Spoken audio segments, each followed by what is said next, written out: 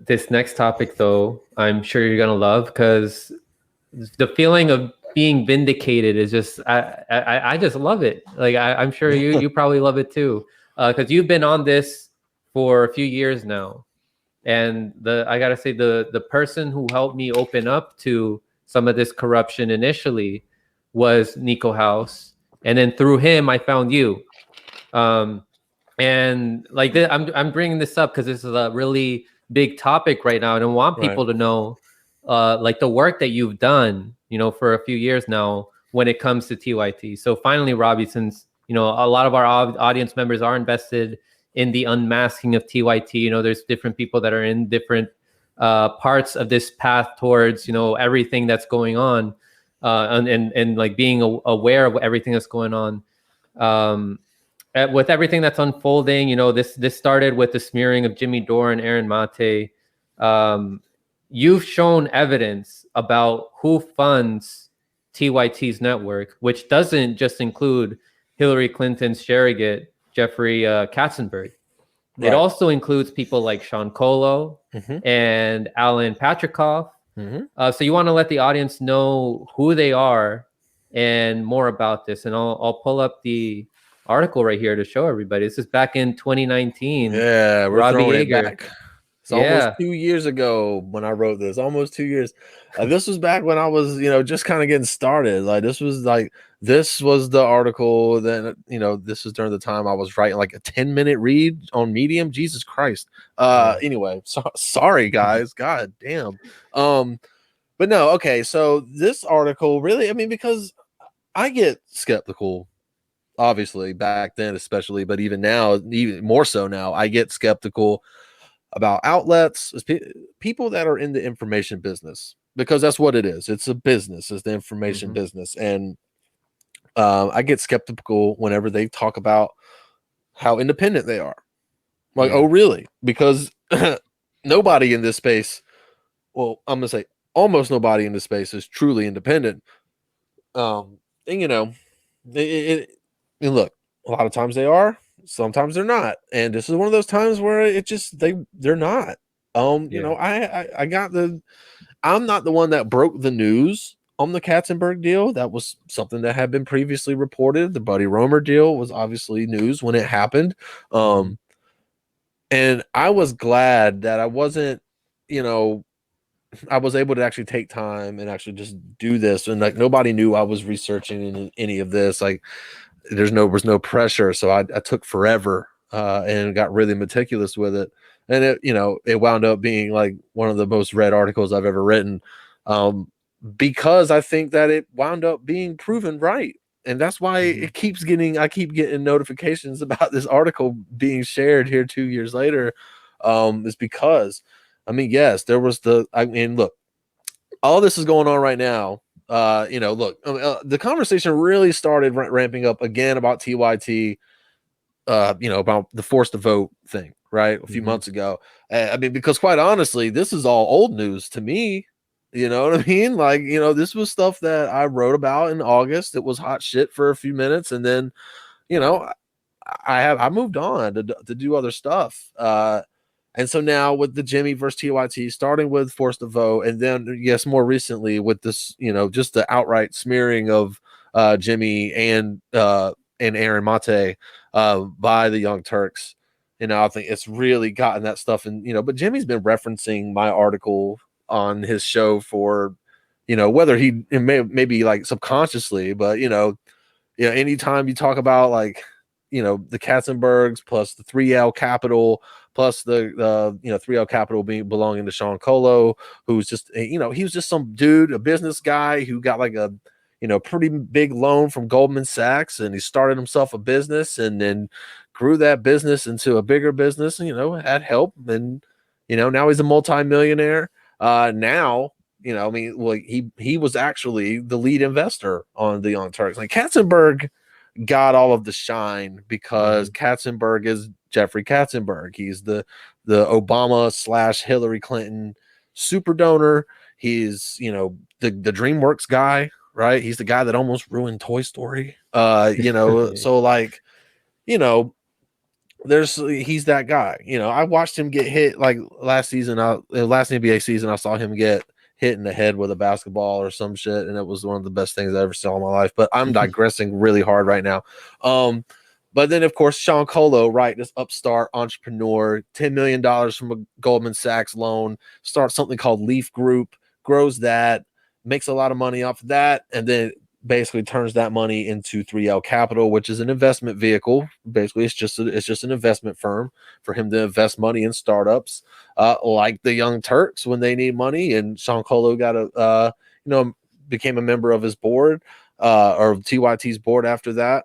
Sean Colo's 3L Capital actually also, their latest investment was just last year, and that was in a company called Relativity Space, which 3D prints rockets, as a matter of fact, space rockets, right? So, and also our new NASA director, former Senator Bill Nelson, just left his post as like one of the board members of Relativity Space.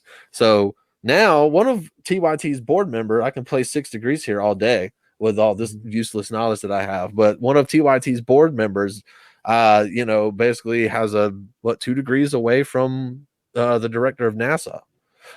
So that's how small of the world. That's how small a world it is, though. Quite honestly. But then of course you mentioned Alan Patrikoff. Alan Patrikoff is the owner of Graycroft. Oh gosh, I always get Greylock and Graycroft confused. I think it's Graycroft is the name of the firm that he is in charge of, and they also manage a significant portion of Senator Dianne Feinstein's wealth. She actually, I think, has some equity in the company herself. Patrikoff, again, used to visit Bill Clinton in the White House back when he was president. He's old money, right? He's old Clinton DNC money. And he threw plenty of money behind Clinton during the 2016 election as well. So, it wasn't just Katzenberg. It was a culmination of Katzenberg and Patrikoff. And then you've got this new money upstart guy that nobody knows who he is. And quite honestly, Colo has kept a pretty low profile. He's got some pretty cringy tweets. I'll just say that. I've reported on one. I don't want to I would quote it, but I don't want to misquote it. So I'm not going to. But it's questionable, man. But regardless of that, you don't really know his motives because he's kept his money politically pretty close to the vest. He doesn't really donate that often, right? But the other guys, definitely definitely have track records of supporting establishment Democrats with big money, which is why this was such a big problem. And also the fact that, you cannot call yourself independent if you are taking millions of dollars from establishment mega donors, whether they be Democrat or Republican. I don't care if I told them that there was no strings attached, or I told them behind closed doors that there was no editorial control or nothing like that. I don't believe you. And why should I? I mean, quite honestly, because you can't prove it. And even if you somebody recently said that, that you can't really point to any point after the money was taken to where they've moved to the right.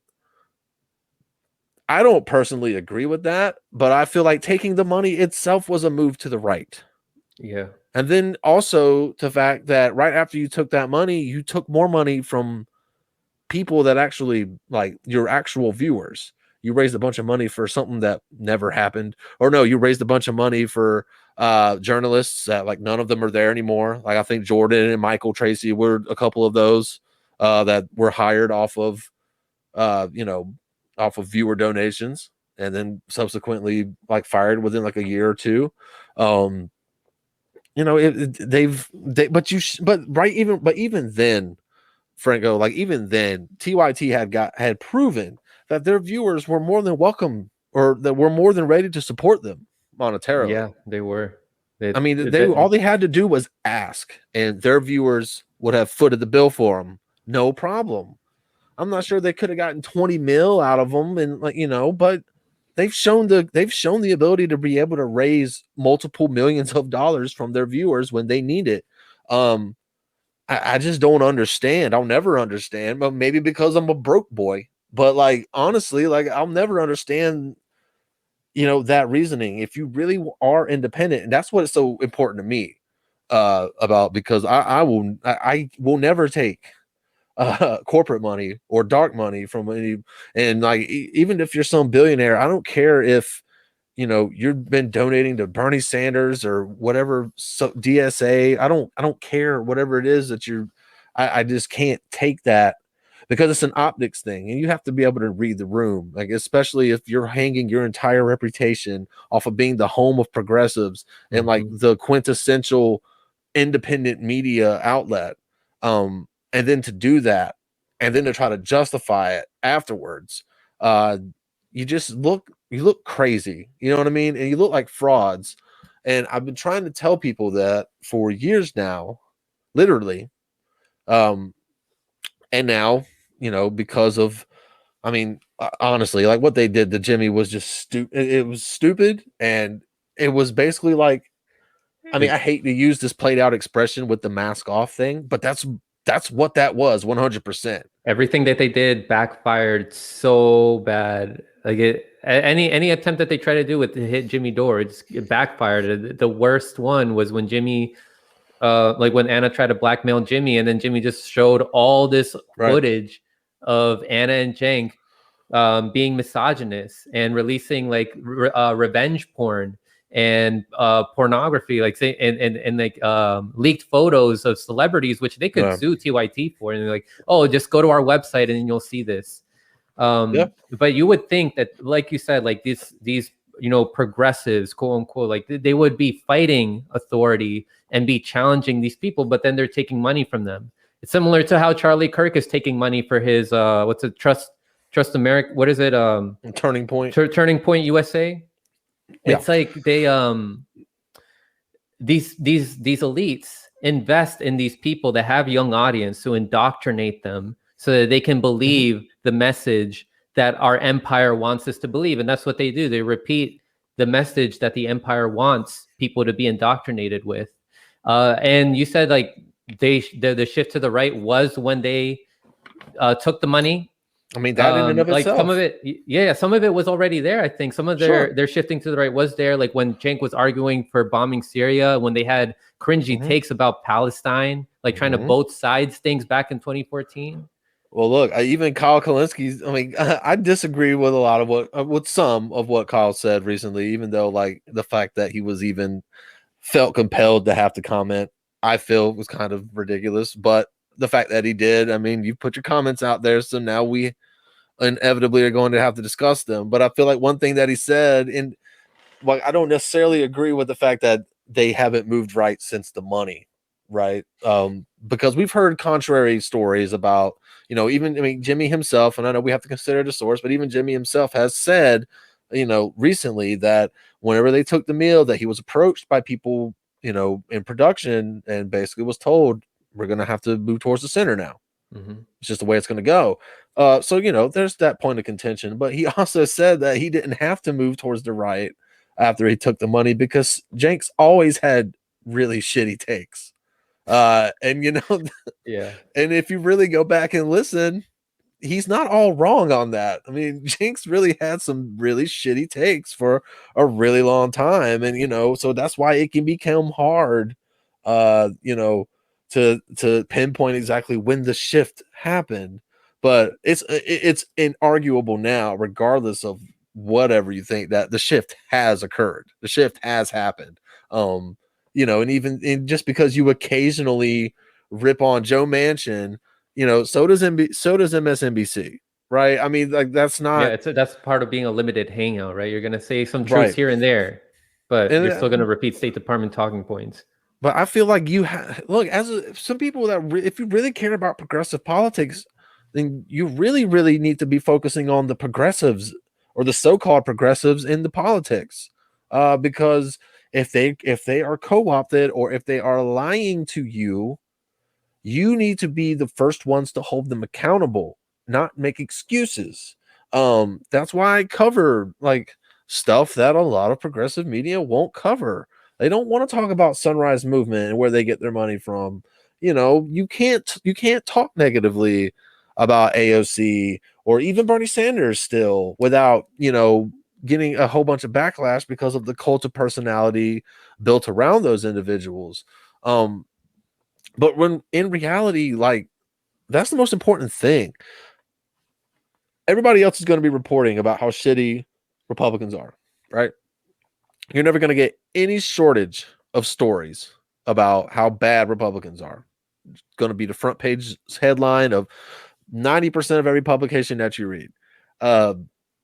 You want to see, you know, crap about what Democrats do. I mean, you're gonna have to look a bit further, right?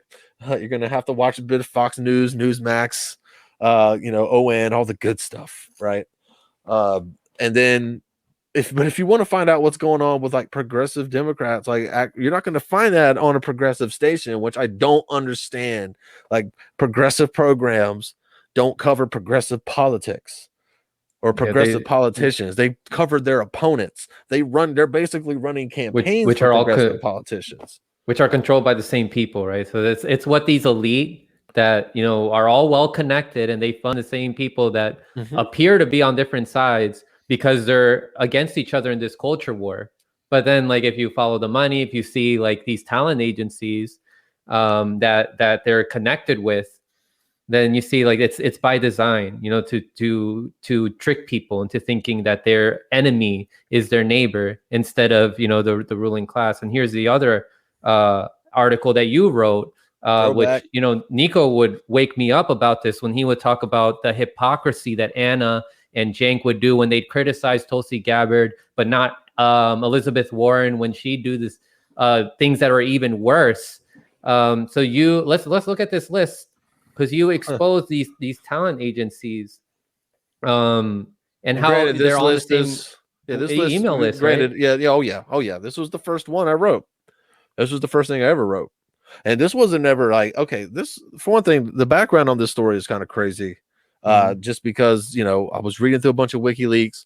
It's all based off of one of the emails that was found in the WikiLeaks trove of a couple of at the time creative artist agency talent agents, and CAA being one of the largest, if not the largest talent agency in the entire world. They're major. So, you know, but I didn't know who they were. It was like, you've been asking our you know, Tulsi Gabbard has stepped down from the DNC, and correct me if I'm wrong, it was what, I can't remember, 2014, 2015, when she was the vice chair, when she got nominated? when she stepped down from vice chair. I can't remember what. When she stepped down, it was in 2016 after 2016. Okay. Yeah. All right. Well, you know, she was obviously a congresswoman, you know, at the time, still needed to raise money. She apparently had been contacting, or somebody from her campaign had contacted CAA, asking for fundraising. And, you know, these two people in the email, Darnell Strong and Michael Kives, basically said, you step down from the DNC. You know, Hillary Clinton is going to be our nominee. P.S. This email was written months before the primary had been decided. So it was already a done deal. Even by this point, they had already made up their mind. But yes, so, you know, I was like, well, who are these guys? I feel like they're so powerful. Like, why would Tulsi Gabbard, or why would anybody care that these people are going to withhold money? And then I found out where they work, and then who their company represents. And the answer to that is, well, at least as of 2 years ago when this article was written, the answer to who they represent is pretty much everyone. Everyone you've ever heard of in liberal media, pretty much. Is, celebrities, politicians, list. Pundits. Yes. Right. Look at all this for CAA: Anderson Cooper, Alyssa Milano, Anna Navarro, Bill Maher, Chris Cuomo. Who else is here? We got Dan Joe Pfeiffer, Biden, Donna Brazile, Jim Scudio, Stephen Colbert. Oh yeah, Colbert, Van Jones, Whoopi Goldberg, and then UTA, United Talent Agency. That was it's like there's like a big four. So think of CAA as your number one, and then UTA would be your number two. If there was a big four talent agencies, they're like 1A, 1A pretty much, but CAA is still the bigger one. But again, UTA, and these were all stuff that I found off of UTA's own website, right? So this was accurate information as of August, the August 7th, 2019. These were all names that you could contact UTA, and they'd hook you up with, and these are for like speaking engagements and stuff like that. This is where this information came from. And you see there right up top, Anna Kasparian, Ben Shapiro, Cenk Uygur, Chuck Todd. Like, those are four names written right next to one another. Okay, Dana Bash, that's CNN. Don Lemon, John Kasich, obviously, boy, that's funny. Jake Tapper, Jim Acosta, the Dan Rather wannabe, Michael Moore, Poppy Harlow, Rod Rosenstein, and everybody, but Seth Meyers, Max Boot, who would have got Jeffrey Toobin, of course, Mr. Zoom himself, Simone Sanders. Yep, Simone Sanders, Valerie Biden's daughter. Yeah, it looks like, so who's who of mass media? That's how I put it. I mean, because, and that's not even getting into the sports section, because CAA represents lots of major athletes too. And basically the proposition, the whole thing behind the article, for one thing, it was just me basically thinking out loud. I never really thought that it would blow up to be what it became. I basically saw the email and found out where they worked, right? And figured out, like, I'm sure I was like way up, like I'm like 30, and I'm thinking to myself, how the hell did I not know about what the hell CAA was up until now? So I felt like kind of dumb, and I just started writing the list. Like, these are all the major people that I've been coming across on these speaker lists, and I of course meticulously looked through the entire list on both websites. And it was just like, I asked the question, if you wanted to coordinate a mass media campaign, talking points campaign, basically saying candidate X is bad, right? Let's just say that's all your statement was. If you wanted to coordinate a campaign like that, CAA would probably be one of the first people you'd want to call, because you can have just about one person, it seems like, on every single channel on television, especially in the news media spectrum, all saying the same thing all at the same time.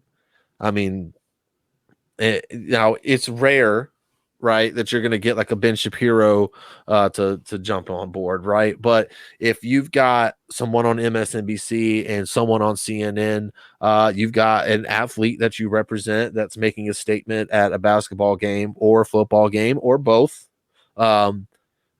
reaching literally millions upon millions of people across, several different channels all at the same time, all saying the same message.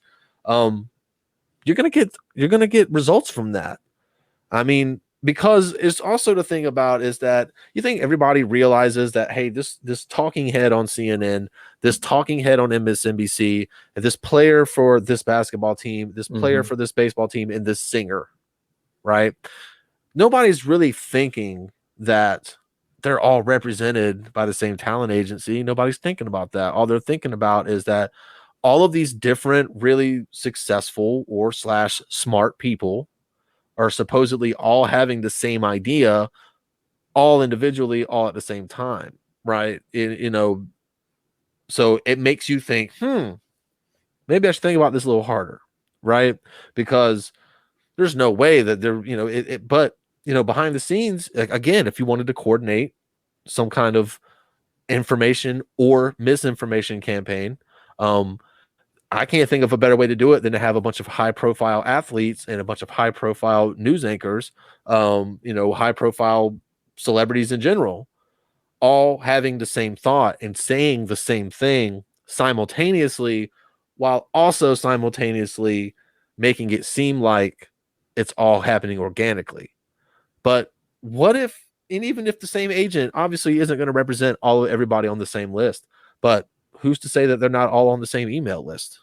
All it would take was, and look, I know this verges into, classic conspiracy theory territory, but the point I was trying to make is that whether or not it has happened, I mean, it's kind of relevant. I mean, you can kind of look through. I mean, you can look at corporate media and see like it's the same shit on every single channel. They're all saying the same thing.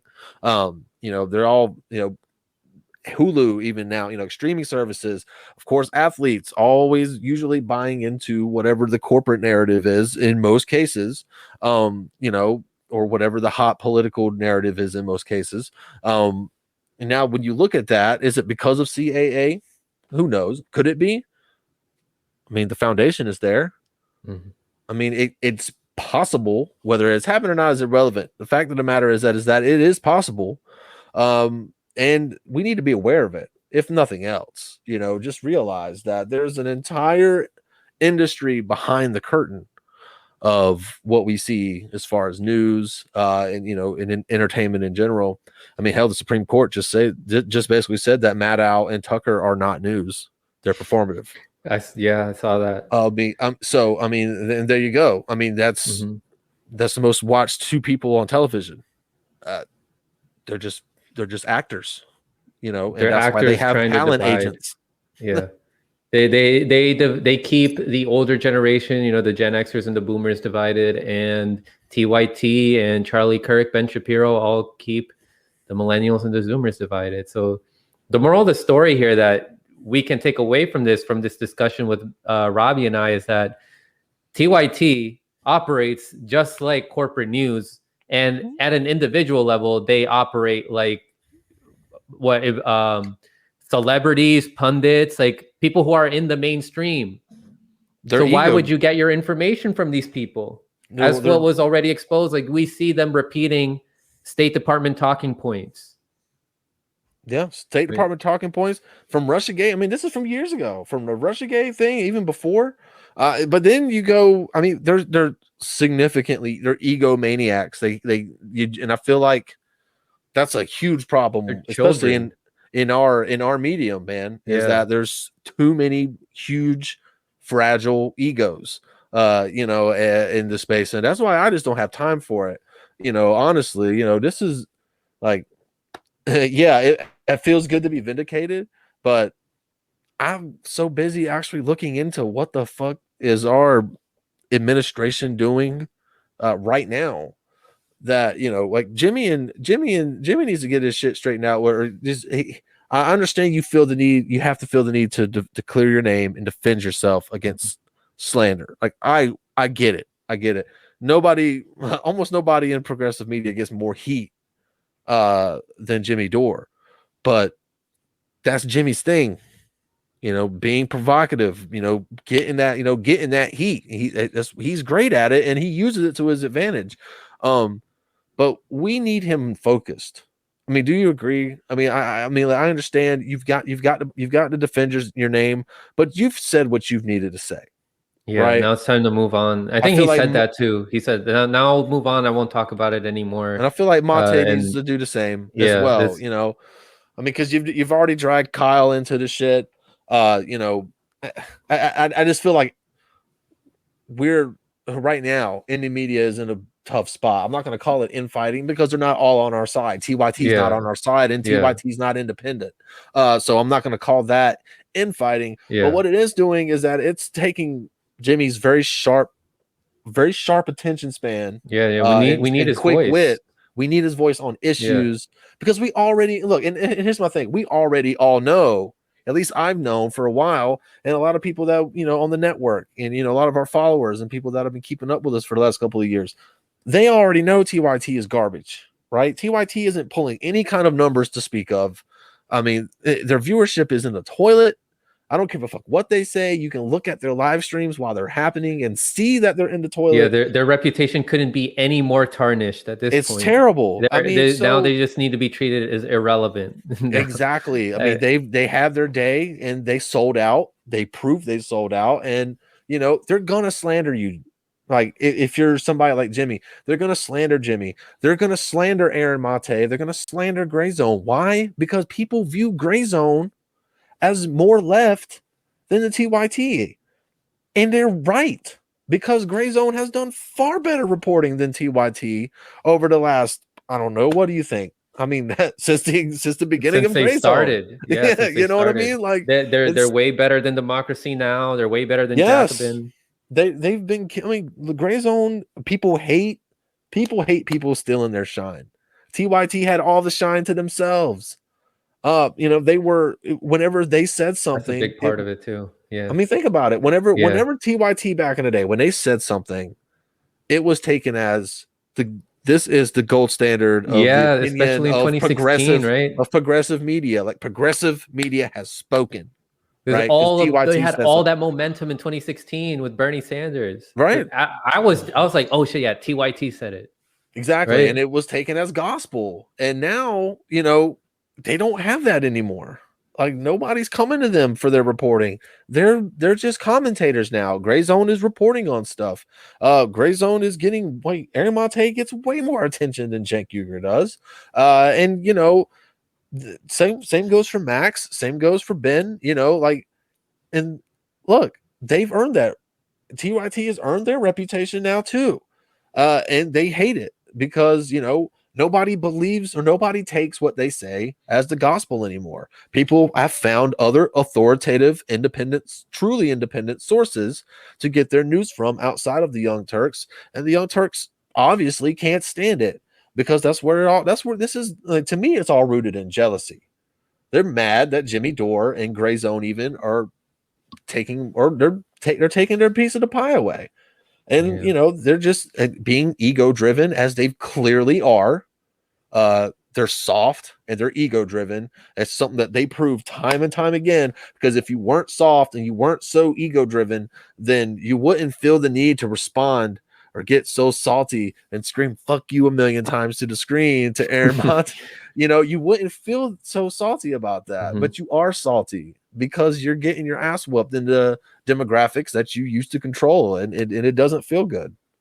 Yeah, and I just want to, direct people who, some people have discovered this corruption that TYT has recently. Sure. Some people are, I get a lot of messages from people saying that, they unsubscribe from Kyle Kalinske because, they're not liking his takes of being too soft on AOC and the squad. Like there's people that are unsubscribing from these people that were more popular, a couple of years ago. You can follow work that Robbie does. You can follow the work that Eva Bartlett and Vanessa Beeley, who do amazing work about what's happening in the Middle East. There's Corey Morningstar, who exposes the corruption within these NGOs that pretend to be like they're helping us. What else? Moon of Alabama. And of course, everyone in the MCSC network, Richard Medhurst. These are new channels that I highly recommend for you guys to check out, in addition to Gray Zone and Jimmy Dore. Facts. Yeah, for sure. Yeah. So Robbie, are there any final words you want to say before we close off here? No, man. I mean, other than the fact that, I guess, thanks for having me on once again. It was nice to have me and you specifically to catch up a little bit, because I know it's been a while since we've talked. So, this was good. But anybody looking for my work, you can, Jaeger, JAEGER.substack.com. That is where the Politify newsletter drops every Sunday or Monday-ish, right around either Sunday or Monday. It really just depends on how crazy my family life is over the weekend. But if it doesn't drop Sundays, it drops Mondays. The newsletter itself is $5 a month, but other reports, my big scoops are still going to be free, because I don't want to withhold really important information. But if you want to get into the nitty gritty and get all the lobby disclosure stuff, all this the stock disclosure stuff, that's all part of the Politify newsletter. You can still find me on Rockfin.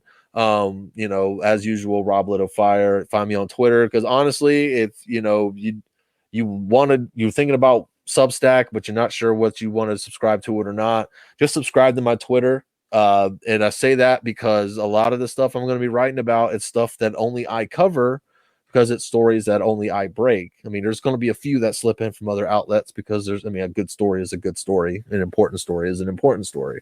But if you want to know what I'm going to be covering, I'm going to give you the receipts on Twitter. So Rob Little Fire is where I do a lot of my digging. And hey, as soon as I find something, like information to me is like, it's like money in my pocket, right? It's burning a hole in me. Like I got to get it out as soon as I find something out. Like I have to tell everybody about it, you know, like, so I might break something at midnight, which sucks for my engagements, but I just can't help it, man, because like, I just, you know, it's just how I am.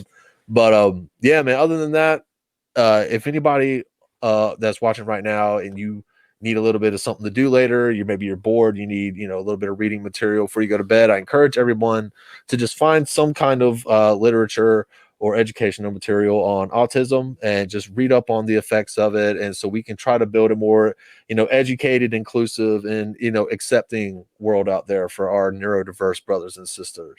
But other than that, that's it for me, man. All right, Robbie, thank you very much again. It was always a blast having you on and talking about this stuff. So yeah, everybody else, stay informed and take care, everybody. Take care, Robbie.